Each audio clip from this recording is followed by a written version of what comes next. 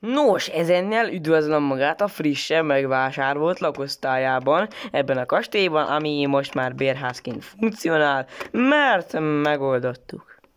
Csak a szomszédok kicsikét zajosak. Miért? Ki a szomszédom? Hát Zoli, gyere már ide! Üdvözlöm, ön a Ben József utca 8-ban lakik, én pedig a 7-ben. Ez tök jó? Annyira azért nem zajos. Zoli, mutassuk meg, majd mutasd meg neki este, hogy milyen egy igazi diszkóparti nálad. Oké, rajtam, az nem ugyan Szabi. Na, erről beszéltem én.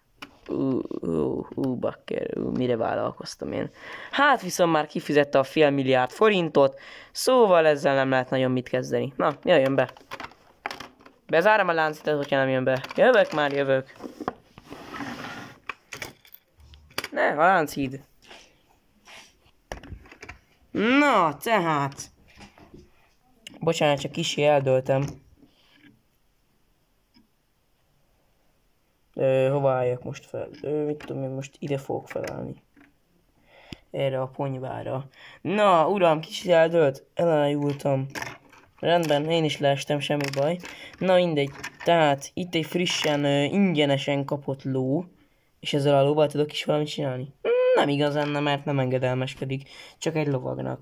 És maga meg nem lovag. Hát még lovaggal üthetnek. Hát a király eléggé szigorú. Király? Aha, itt még király is van, képzeld.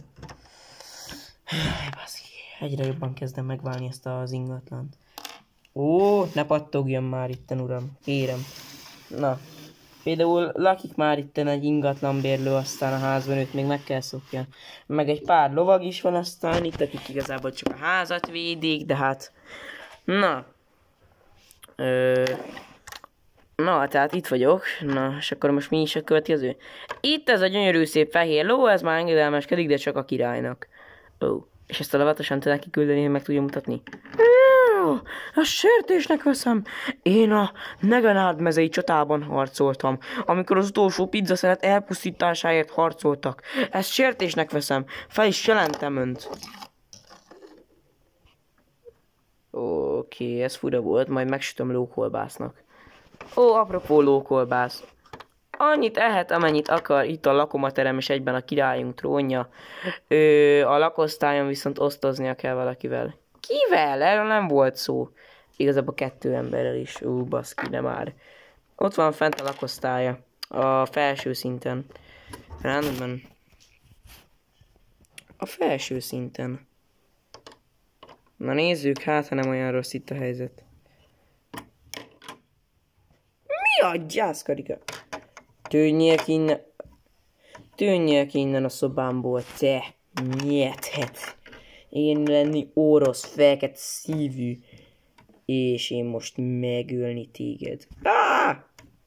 Király úr, segítsen! És hol van a másik egyáltalán, akivel egy szobába kell lennem? Basszus, leestem az emeletről. Inkább lehet, hogy még sem kérem ezt ingatlan. Biztos, még Józsival nem is találkoztál. Ki az a Józsi? Hallod, szétesek! Úristen! Hát itt olyan úgy a magyarok fénylények. Gyere, gyere. Ó, ez egy rémálom, fel akarok ébredni. Oké, itt egy kovács műhely, ahogy látom. Itt egy lókaka. Na, mindegy. Csodálatos ez. Ó, hello, királynő.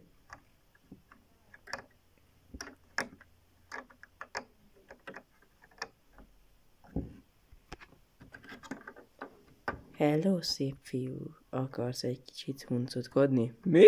Baszki! Ebben a kastélyban már senki nem normális? Hogy merészeled a kastélyomat gúnyolni? Miért lökött most le? Mert most párbajra szólítalak.